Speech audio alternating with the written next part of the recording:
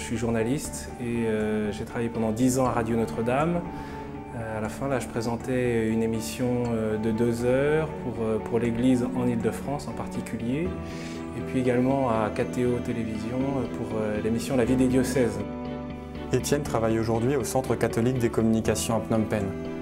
Grâce à son expérience professionnelle acquise en France, il aide au développement de la communication au sein de l'Église du Cambodge. On diffuse des médias dans l'ensemble du pays. La question, c'est de savoir comment ajuster l'ensemble de ces médias aux besoins, comment être à la fois un aiguillon pour la société, comment être un lien entre les différentes communautés locales, les paroisses, les congrégations religieuses. Le grand travail ici, je crois, et c'est pareil en France, c'est pour des médias catholiques, comment être la caisse de résonance de ce que vivent véritablement les communautés. Parce que finalement, ce sont les communautés chrétiennes, c'est une paroisse, c'est une congrégation religieuse qui est appelée à évangéliser. Ce n'est pas en soi un journal, ce n'est pas en soi une émission radio, parce que ce n'est pas un produit hors du temps. La question, c'est comment les médias vont aider ces communautés-là à donner le message, à avoir envie de rendre compte de leur foi, de leur espérance, de la charité. Et les médias sont là pour ça. C'est tout ce lien entre les médias et les communautés locales. La particularité d'Étienne, c'est qu'il n'est pas seul au Cambodge. Il est marié et père de 2 enfants. Le volontariat, il le vit en famille. Je pense que c'est une aventure, ça c'est sûr. C'est une belle aventure qu'on a décidée parce qu'on estimait qu'en France, en région parisienne, on était pris par le rythme de beaucoup d'activités, par le travail, par de nombreux engagements.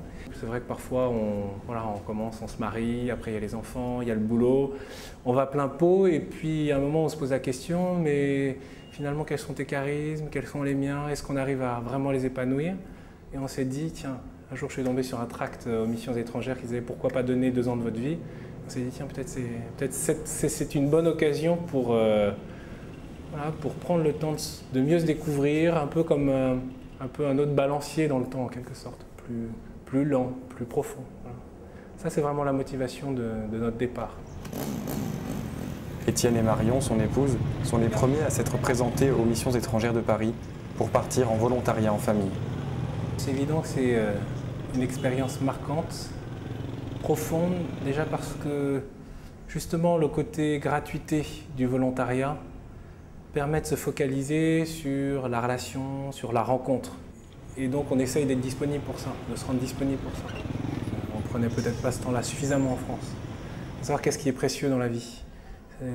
D'être ensemble, d'être avec ses enfants, d'être avec sa femme, de rencontrer les gens, d'être disponible.